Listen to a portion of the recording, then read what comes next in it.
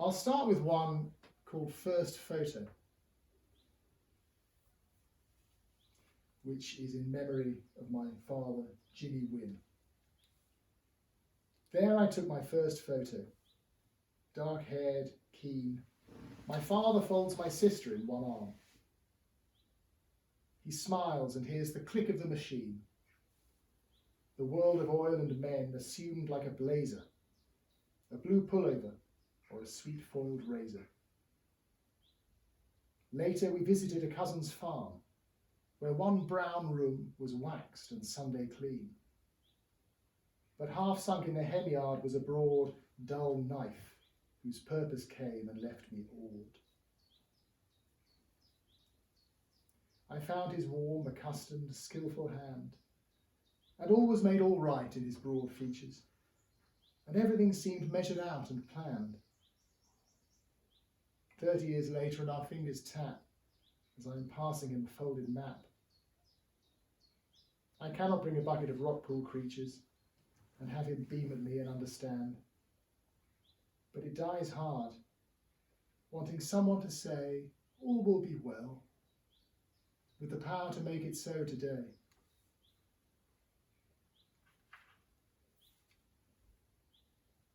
None of my poems is very long. I think it's perhaps a bit tedious if I say exactly how long each one is. I used to try and do that, just to know how long to for. But none, it's very rare that one. I've got about one that goes over the page even, so I hope that's of some relief. The next poem is called Marda. This is the first of the Lake District poems I'll be reading. Marda Green was a village. Does anyone know about Marda Green? Yeah. Marda Green was a village that was flooded in the 1930s to create a reservoir for Manchester. Thirlmere in the late 19th century became a reservoir, and perhaps the most beautiful lake of all, Ullswater, was narrowly spared from its afterlife as a reservoir in the 1960s by Lord Birkett. I just discovered the other week that Lord Birkett died the day after saving Ullswater. It was said of happiness. Mardale, in memory of Margaret Sepanski.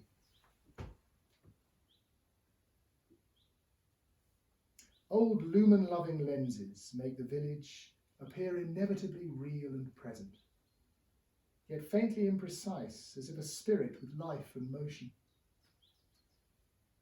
Fells and buildings blend and seem to make one caramel sweetness, holding white-fronted mansions, farms with granular walls, a delta nearly splitting up two lakes, the running beck kept joined, the soft-combed yews, far taller than the church, and the Dun Bull, with its own tennis court across the road, the centre of the famous autumn hunt, when all its 16 rooms would be snapped up, and other gentlemen would happily sleep in bathrooms, in the windows, or the stables. 2. Isaac Cookson, 40 years a shepherd, brings a weak ewe for treatment on the farm. His features have a steady fire-coal valour, and yet, like many natives of the past, he seems to us a little slow as well, antique, with manners weightier than our taste. Look at the people working on the dam, their motorbikes, their level iron-framed houses, a hungrier kind of life force in their eyes. The Royal Engineers blew up the farms. With new explosive they were keen to try, and ate beef sandwiches and brewed up tea. And as the waters rose, the lakes burst open, with 18 billion rushing precious gallons. 3. When Manchester is thirsty in a drought, people still come to look at Mardale Green and stand on Chapel Bridge in red cagoules, descendants in the world of stone and air, of long-dead shepherds with their brown pint mugs. But such a wasting of the fields, the delta, The delicate twin lakes took place to bring this summer marvel. Ghostly stumps of yews, and grass regrowing on the tennis court, and silted dry stone walls like lengthy bones. Bluff, smiling men unrolling plans might think a heart that loved the place was bound to find new comforts, new distractions soon, as though one farm, one shingly shore, is like another. The phrase shingly shore is lifted from Wainwright, the walker, who visited the village just once right before the flooding. He talked about the shingly shore. Right, I'll read 2 or 3 of my little sequence on museum poems. I've tried to write more of these recently and I can't. I was hoping to write dozens of these in this stanza for maybe a CBC all about museums. But it's something which I can't do because I did it 10 years ago. It's a funny feeling. In the British Museum, this one questions who or what the real exhibits in a museum are. In the British Museum, the Mausoleum of Halicarnassos. Among colossal rags of statuary, a hunk of horse, a head, a bride and groom, whose thighs are gracefully advancing, we skitter like hundreds and thousands, or packet seeds, or tropical fish about a watery tomb. We pass by captions of heroic deeds, borrowing our bright clothes and warm soft skin, viewed over skulls and jewels in misting cases. A pharaoh's lovely daughter traipses in. A Roman nose, a clear broad Grecian brow, are each exhibited in passing faces of visitors among the statues now. The next one is about, really, well, about the memory of childhood, though I didn't see the painting till well into adulthood. In the National Gallery, Minerva protects Pax from Mars by Rubens. A satyr marvels at a cornucopia, as crested fierce Minerva shields pale Pax. A Puto hails this newly born utopia. Hymen brings children to the fruitful scene. The adult figures look both poised and lax. A nymph, bare-breasted, shakes a tambourine. I love the trees behind the revelry, deciduous, dark-shadowed leaf and bark. There you can almost see my mother and me, ages ago, where Medway waters glide. Contented with our rounds, our woodland walk, ignoring all that strange pomp to the side.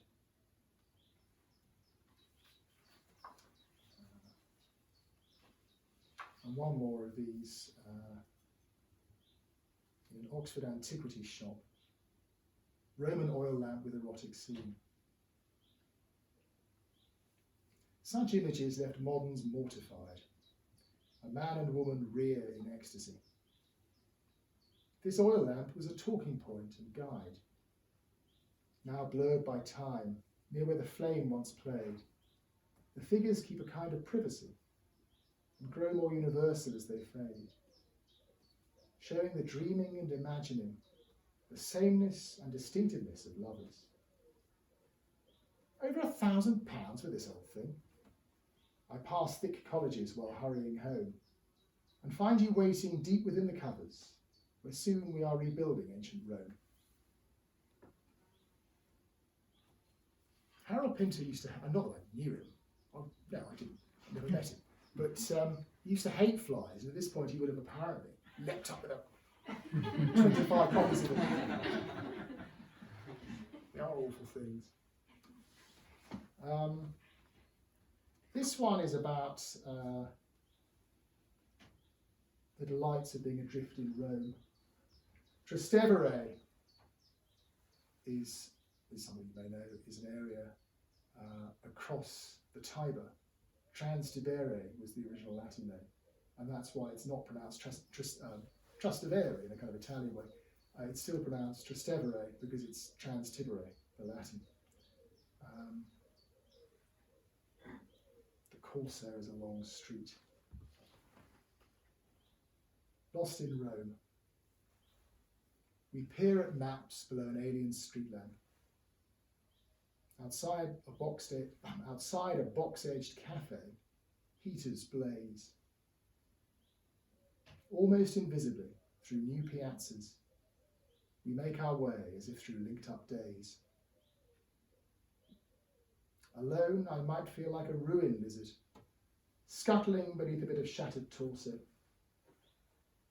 or seem no more than transient and jostled along the incense-high commercial corsair. As Rome waves in another January, all feel so gladly willing to be seen, like orange trees in wide surveying gardens, casually flaunting jewels among the green.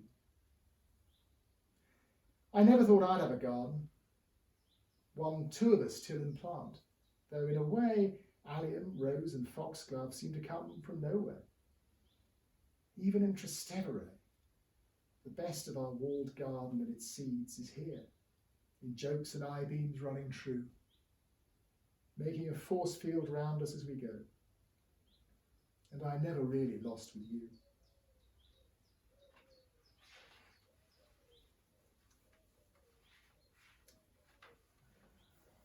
This is about, my mother died about 3 years ago, and I've now inherited this picture which used to terrify me as a child, by the Dutch artist Hobbema. So perhaps I should re-hang it and be frightened all over again. Hobbema print.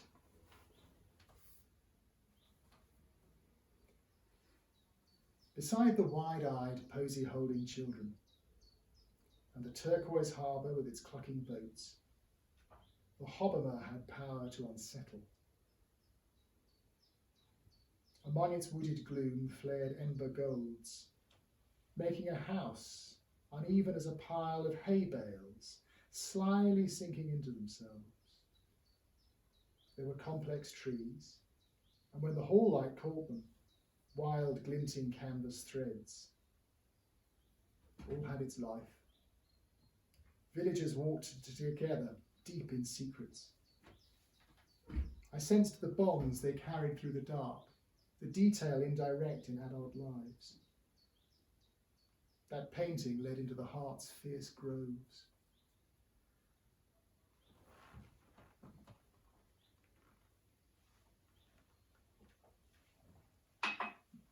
Right. Now here is the Westmoreland poem about my dear honorary Aunt Mabel. And when we went to see her in Motherwell, the best thing by far about our trip to Scotland was this activity I described, far better than Edinburgh Castle or Princes Street. Staying with Mabel, in memory of Mabel Westmoreland. Reaching into the bag, sand soft, dark green, meant mystery and risk, a clack of runes. Though no cruel fates were spelled, but word on word, like gentle aunt and love, in afternoons when much was scrupulously kept unseen, schisms and losses anciently incurred. Mabel displayed intent, subdued prowess, mastering wits and chants. Her scores would spell roars of delight. She was the centre star, loud Euston led us to in Motherwell. Though customs altered and I saw her less, each year she sent the Scotsman calendar. Turning the pages of the last, I see a summer castle, peaks in fine-sieved snow, pristine romantic harbours in the isles, light-casting locks, and grids of days below, like frames of film unrolling emptily, or racks of now unlettered Scrabble tiles.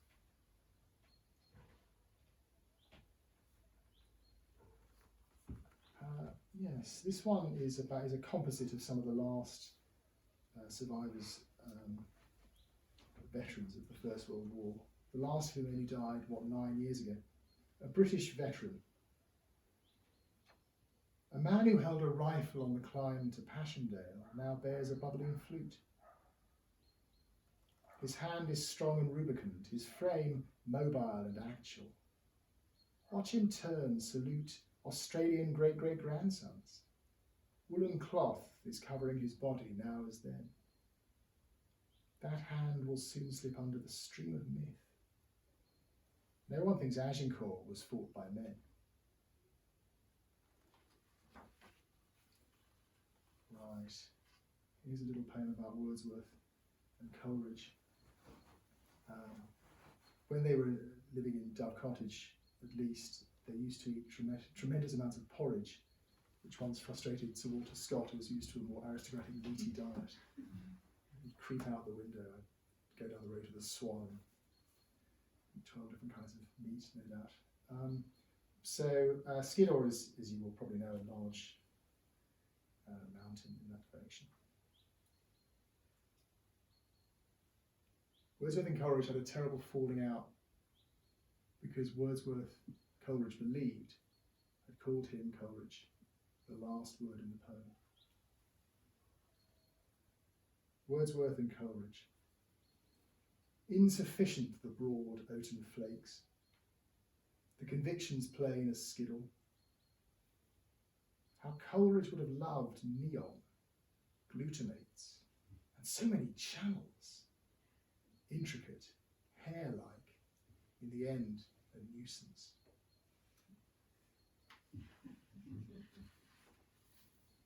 I didn't notice what time we started, so... We started about 6:20. Okay, oh, well. We've got time. Well, okay, there we go. This is a poem about some places my wife and I walk. Oseney Abbey we live in Oxford mostly, and got a place in Penrith recently. Oseney Abbey is perhaps the greatest building that Oxford has lost. There's a tiny fragment of it left, the 15th century shed room. But the bell was taken to Christchurch, and there's when I say famous, I mean it's not that famous, is it? But if you ever visit Christchurch, Oxford, the bell you hear in the Christopher Wren Tom Tower is the same basic bell as from Oseney Abbey in the Middle Ages. Walking with you, we have gone down so many oaten roads, imperial avenues and wormhole alleys, childhood streets like glittering motherlodes, mountains mailed in ice and gold-flamed valleys. To see again that sign before the climb, the slender pub, the well beside the lake, is to step out on every other time and feel the weaving of the cloth we make. Today we stumble through a thicket's shambles, snarled in the depredations of the mud, lashed at by long and backward springing brambles, marking our flesh with constellated blood. And it is you wrapped up in bed with me, charging on warmth as weariness sublimes. No space between us, while mercurially the bell that came from Oseney Abbey chimes. Oh, I'll read this little one opposite as well about Bath, the city.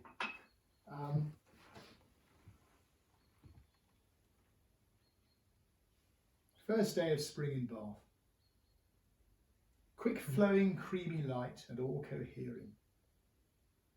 Faux fanes in gardens, Nash and Wesley shades, gold gaily weighty houses, rocketing sky, and open hillside turning as I turn. All witnessed through ancestral engineering. Small canny bones and inward fine parades we had no part in. Choiceless ear and eye, meting out pleasure I could never earn. Choiceless ear and eye is a small tribute to Wordsworth's I forget if it's the tables turned or expostulation and reply. Does anyone remember which one it is? Where he talks about, he says, the eye cannot choose but see, the ear it cannot. The ear it cannot. You dear. Can anyone, Pamela? Can you? How does it go? The eye cannot choose be still. How does it go? Yeah, well, I know the point of it, but I can't just exactly. Oh dear. Oh dear. Well, as poets, never like to hear words to that effect. The eye it cannot choose but see, the ear it cannot choose to be still. I'm sorry. Moving swiftly off. If he was here, I would so like to.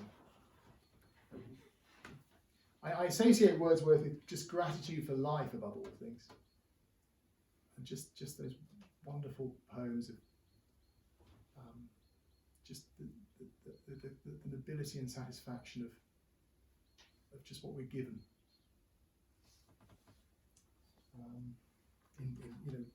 This sort of year. I haven't got a paper that mentions June. I don't think I have. If I did, it would no doubt rhyme with afternoon. That's a taster of things to come. So here's a little poem about, it's called July, and it's about the places I know best in England, which are Cornwall, where my parents lived, latterly anyway, Kent, where I grew up, Oxford, where I live now, and the Lake District. July. Ice creams, veranda, sparkling Cornish bay. Old men look jaunty classic in the sunlight. Roman consuls slightly down at heel. And children swim out to a diving platform, beyond the boats with names of girls and fays. On the unwinding vein-like roads, all trammels are running out before the sea. In fields, the chlorophyll in salty grass is yielding willingly to candescent lifting light. Elsewhere, the verdant Agincourt discipline of men of Kent trees cut out from the pan. Long hourless afternoons in pubs on greens. And on the fell sides, nature at her gaudy. Old Catholic colours in the sky and thorn. Lake like a blue giant, tough-skinned, basking lizard. All colours thick as in a childhood film stock.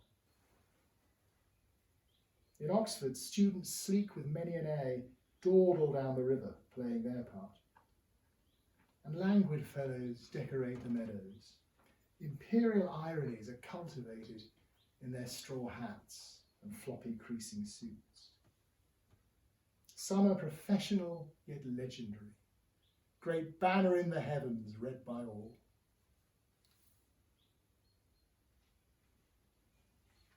And logical sequence here is one set in August in our garden in Oxford.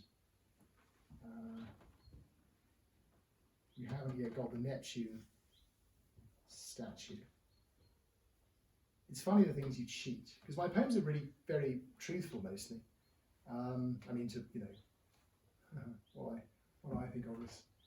I don't like altering details just for a rhyme or something, but occasionally you have to cheat the weather or something, and occasionally it feels right to. So we don't have a statue, but we'd like the statue, so I suppose if anybody would like to give me a big ancient Neptune statue, I'd be very grateful. There's a nice one I'd like to steal. No, I can't say that. Okay. In the garden. Neptune, open-mouthed, discredited, spouts from the fountain on our rosy wall. This August evening air is equable. I fetch a bottle from our earthy shed, by swags of grapes that hang in green and red. And from our complex wrought iron chairs we call the talkative cat, watch campanile tall hollyhocks nodding to us from their bed, then pick some berries. How can I begin to thank you for all you give and understand? Icebergs have shrunk to ice cubes, topped with gin. House martins sow the sky. A bumblebee goes stumbling round the blue hibiscus tree. coated in pollen like a boy in sand.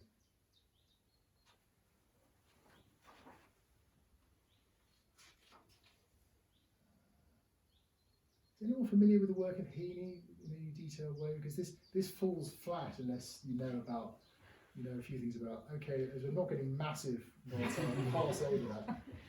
I also don't have to swear them. The later Wordsworth, yes.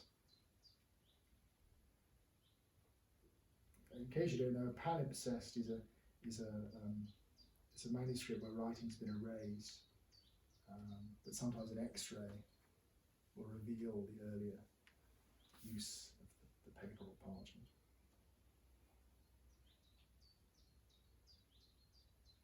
The later Wordsworth. As coffins pause upon the resting stone, Rydal water looks, in human age, farther and sweeter, moral and sororal, hardening to a darkly limned engraving, or early photograph, profoundly still. By the old church, the beck is quick as ever. Is there a way back to the spring of life, a sweetness running in all living blood, when eyes can see beyond their palimpsest, costing the grip on silver, title, seller? Just two more from the book. This is a summary one about St Ives in Cornwall.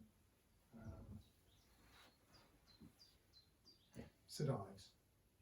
Ash and dust were blown from me by those vast and simple packs and bands of colour. Nutritious, liquorous, mackerel-tinted waves, a solid lapis sky, and platinum sand that made a massy drawstring purse in the palm. Dashing and surfing rays were missing nothing, lighting every door and stone and corner to plain and storybook equality. And mildness I remember as a child, a nobody, before such adult forces.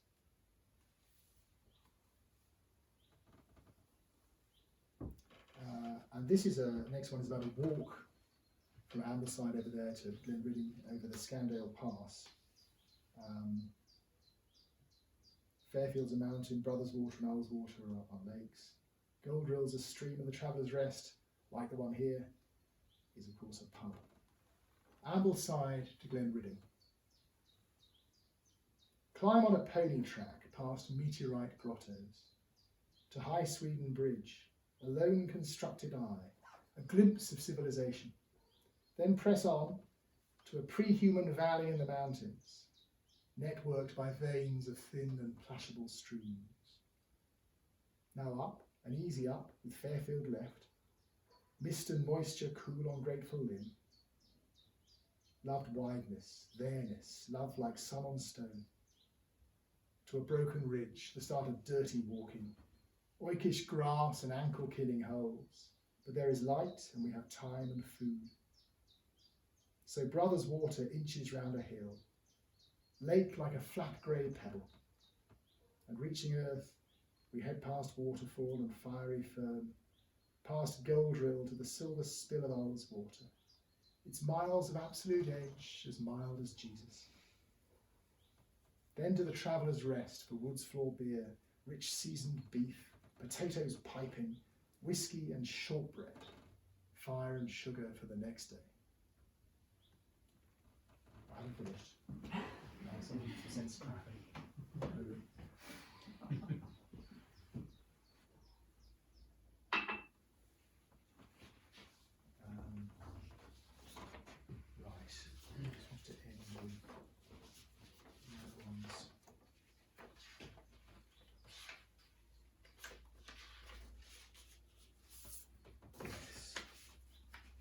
So if I read for another quarter of an hour or so, do you think will that do?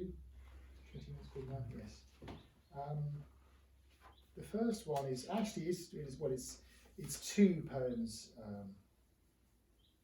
One poem made up of two poems, a bit longer than usual. And it's about Cornwall in its incarnations of my life, both as a place we went on holiday in the 70s and 80s, and as a place my parents retired to and indeed died, really. Technically in Devon, my father, but they died in the West Country in the last few years. Cornwall. Part 1, Summer Holiday, 1978. Each year the motor caravan wove down to Cornwall with a churn of Cala gas, whose iffy hiss became a perilous crown of blue petals. A treadle worked for trails and coughs of narrow water, and a mass of orange scratchy cushions, dense as bales. Safe in its travelling room, we ran by schools of light on water, glittering and begetting. Splay footing with my father round the pools, miniatures of the sea in blue-black rocks. I found strange creatures ready for my netting, near halls of bladderwrack and davalocks. A fete we went to had a straight-backed band, dancing that pleased my mother, fancy dress with cups, and paperbacks I briefly scanned. A man might idle with their epic themes, love, spies, or sharks, beside the waves' excess, while far blue tankers stood like ships in dreams. Each place held kind relations bringing teas, with cliff-shaped cake or dainty cairns of scones. As sands grew chill, devoid of families, we reached our airy site, each cupboard full, like noble savages with all mod cons, for any fool can be uncomfortable. I think that's an army saying, any fool can be uncomfortable. My father said it to me when I was going up to Oxford, and it's amazing how small things, I mean, you know this, but in case you haven't found it out yet, we just bought this little flat in Penrith, and we made sure to order another copies of our favourite mugs. You know, we're easily pleased. Is that a fly on me? Yes. No flies on me. Yeah. Second part, charity dinner, West Cornwall Golf Club, 2011. In black tie, we are bound for charter night. These headlight-glamoured mizzling lanes restore primordial summers. Everything feels right. My mother saying neatly, "OK left," at junctions. Pockets stocking every door with tissues, juice or sweets. My father's deft and youthful driving. Close to Rose and Grouse, our low car rolls by dark and silvery sea, then gravely crunches to the glowing clubhouse. Stiffly my parents step. Inside there rise gold names and silver cups for mastery, time and experience roughly amortized. After the meal, before the band, I stray out to the hummock dunes, where reefs of vapour make hail at night look like the Milky Way, a net that drips with light, a host of chances for races, fates, and photos in the paper. I turn, and in the hall my mother dances, waving her arms, but staying in her chair. My father beams with pride around the bar, his foot miraculously cured in there. My parents move in light. Here they both are, rarer than Cornwall's gold and silver all. As past the links, tall breakers charge the shore.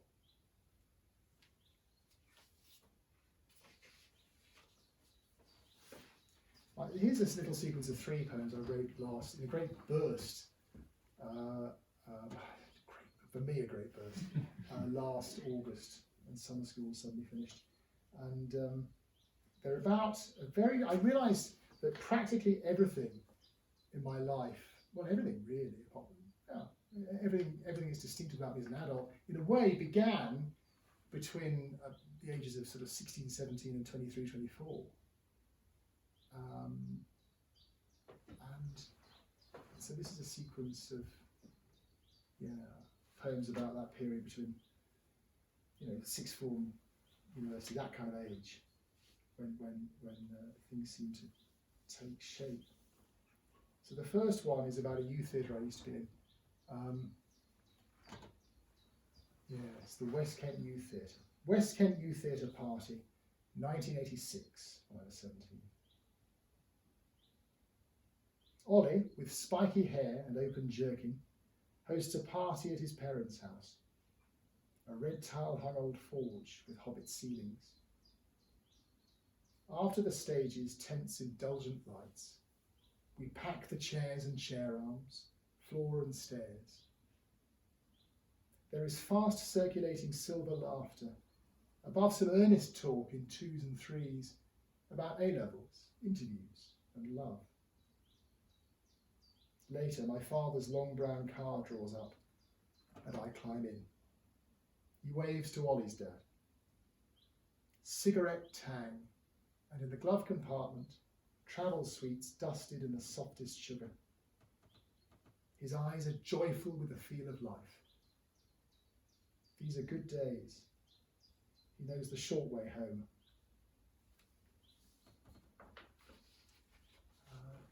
I was the shortest lived school teacher in history, I think. I retired at 23, a broken man. So I was a teacher for 4 terms at my old school in Kent, taught English and a bit of drama. So that's what the marking I refer to here refers to. 1 Schoolhouse Cottages, Tunbridge, 1991 to 2. My cottage is warm-coloured, salvaged sandstone. Inside's 4 feet of cracked red earthen floor. A second door, then the pale main room, whose chaos I find charming or ignore. The slipping piles of marking to be done, kept from a play, a giant orange foam. My brown and formless armchair by the telly. On gritty carpet I decline to vacuum. Venus, no Mars, is tacked near Honeybun. My childhood rabbit stares past Botticelli. The mood I'm going for is Audenesque, bookish and smoky. Too full of ideas and smooth abstractions to have stocked the fridge. My father left some cool, palm-pleasing beers. I am sustained by bags of dusty muesli. Upstairs, an expired cheque is in my desk, with badges, tapes, old cards, loose stamps and more. My double bed has much spare acreage. All is provisional and temporary, until one day you cross that earthen floor.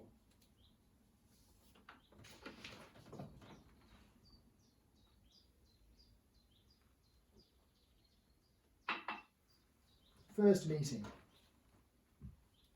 Tunbridge Wells, 1991. Across the bar, your face, in faux outrage, had extra watts.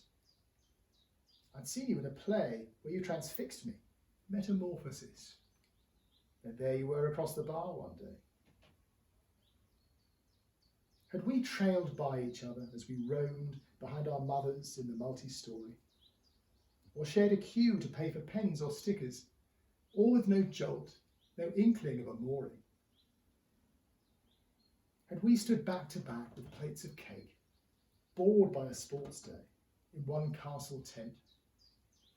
Had parents' cars with shadow play of leaves passed in a long tree tunnel of West Kent? I don't know where I stop and you begin. Such are our marvellous metamorphoses. If in that bar I'd not been facing left, I might have missed such days of days as these.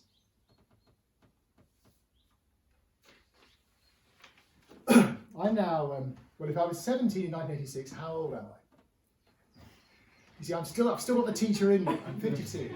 I'm 52, which is the age one of my grandfathers died at. My mother's father died at a very early age as a result, really, of injuries he'd sustained at rescue parties during World War II.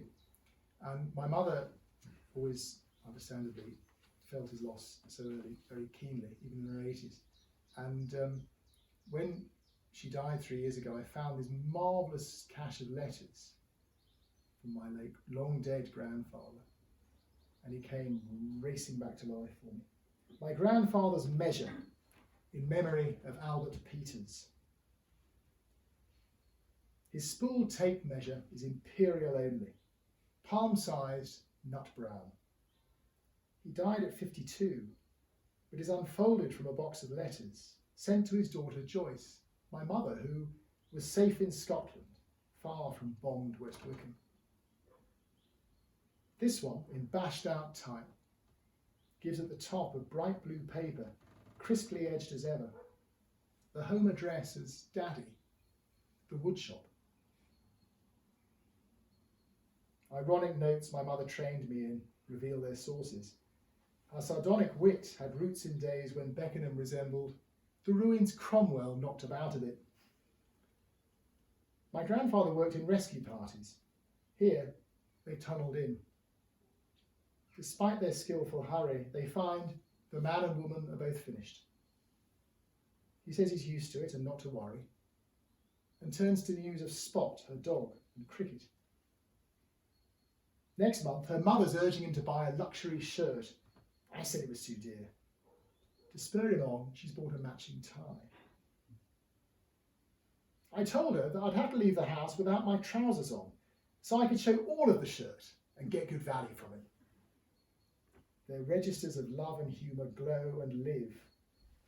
The grandfather I never met fills me with laughter. 75 years span now disappears like rapidly spooling ribbon. I feel I have the measure of the man.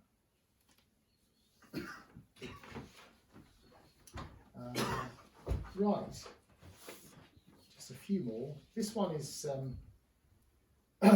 about. I'm not going to swallow that fly. Who's it? What do you do if you swallow a fly? What's next? That's I'll try and get it. I'll sign a few books first. I'll get that far.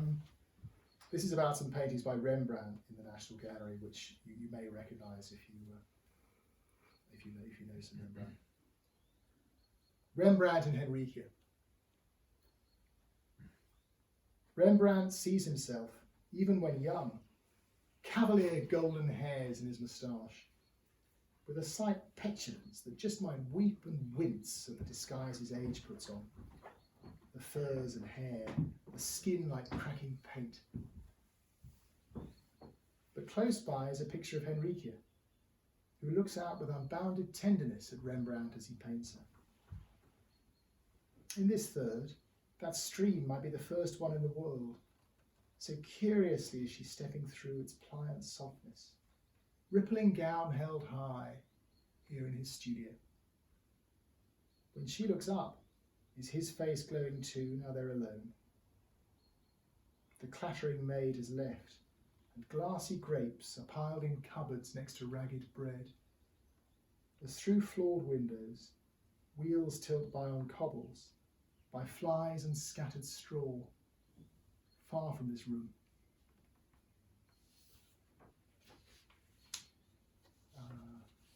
Right, one longish one and three short ones. This is about a hill near me in Oxford. Boar's Hill. Anyone been to Boar's Hill? Have you? Oh, good. Splendid. It was known 100 years ago as Parnassus because so many poets lived there. People like Robert Bridges and John Masefield, two successive poets laureate, and the later Bridges' daughter Elizabeth Darius moved there. People like Robert Graves. Robert Graves helped run his wife's shop. Robert Nichols, Edmund Blunden was there for a while. So for a few years, it was a kind of lodestone of non-modernism, failing to balance the kind of London-Paris axis of modernism. Anyway, I love walking there. We walked in lockdown. We reckon we walked 1,000 miles on Boar's Hill. Due to there being little else to do in lockdown. Not all in one go. Yeah, all in one go. We did 1,000 mile walk in one go. In a Boar's Hill graveyard, Just 3 miles distant from these Berkshire highlands is Oxford, like a buzzing honeyed hive. But here the woods and fields are stores of silence. The graveyard has its tidy garden plots, some still with flowers in their flower pots. And though a mossy stone or lichened urn gives little sense that someone was alive, a book has made the dead less taciturn. And that book was, I should have said, was the Boar's Head Anthology by Aldous and Sims. Marvellous book. Mrs. Angel Heavens, grandly stout, followed by little pigs she reared by hand, no longer drives her horse and cart about, wearing fantastic numbers of petticoats. They said she killed a donkey boar, whose throat's pulp quaked as with bare hands she quenched its life. Where was Angel? Did he flee unmanned, or did she stab him with a cobbler's knife?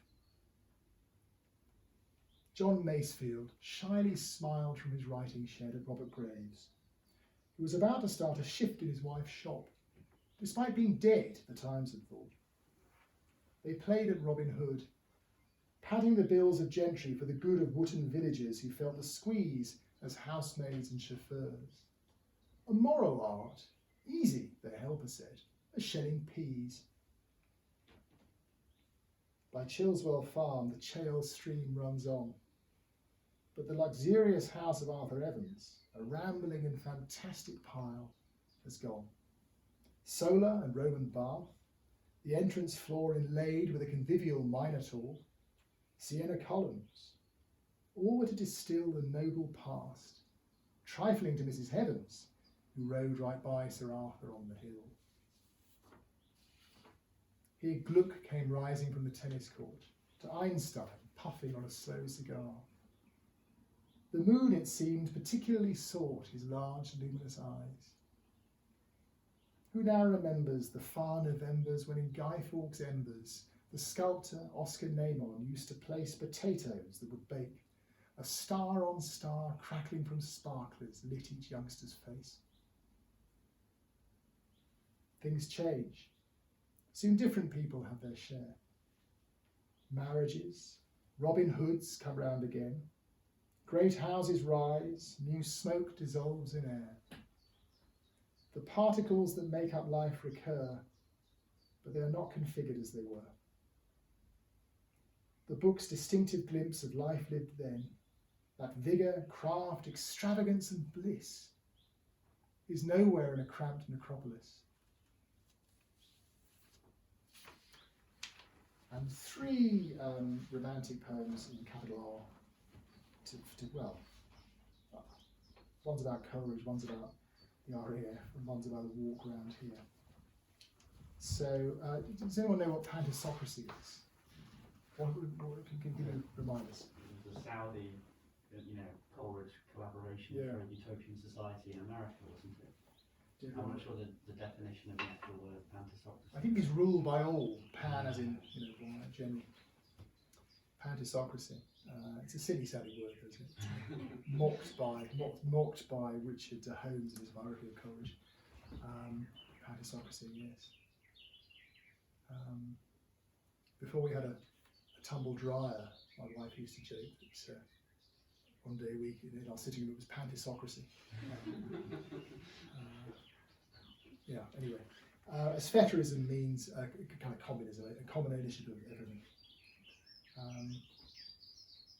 Revolutions. This is set not here, I should say, but in Netherstowe in the Quantocks, where Coleridge lived before coming to Keswick. Revolutions. In a hushed parlour, Samuel Taylor Coleridge is working on his plan for paradise. A cheddar toasting salamander cools, and in the walls are lean fraternal mice. After the guillotine's cold savage reason, he still believes utopia can be born. Aspheterism, Pantisocracy, will grow next year amid prodigious corn, beside the ever hazy Susquehanna. The baby sleeps. A moonbeam track is slanting across a chair, but nothing touches quiet. Tomorrow in the garden, beans need planting. I hope I've written the first poem on this next subject. Tell me if I'm wrong. I'd like to think I've written the first poem on this subject. A distinctive recent feature of trips to the lakes. RAF training Grasmere. A roar, metallic insects bisect the sky. By fells in camouflage, sleekly they fly. We watch, a little startled, undismayed, the exact parabola of a bombing raid. And they have vanished, leaving fells of fern that in their autumn colours turn and burn.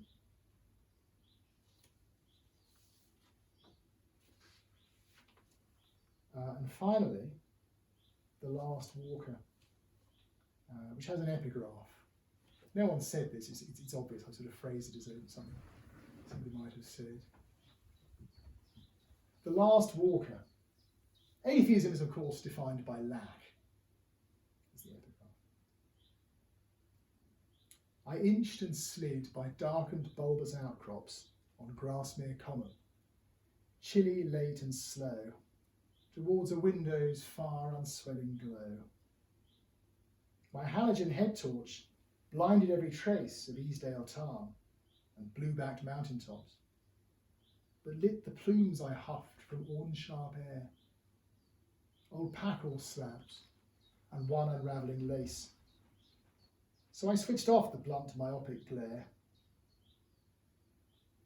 and 1,000 stars came out at once, thick, rife, some low as light bulbs, some a few photons strong, a staggered, glamorous, unrequiring throng.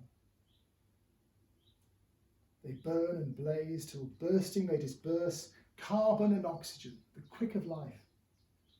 Meteors leapt as if synaptic wit, the pure cool forces of the universe. I gazed and felt no trace of deficit. Thank you very much for coming and listening. Thank you.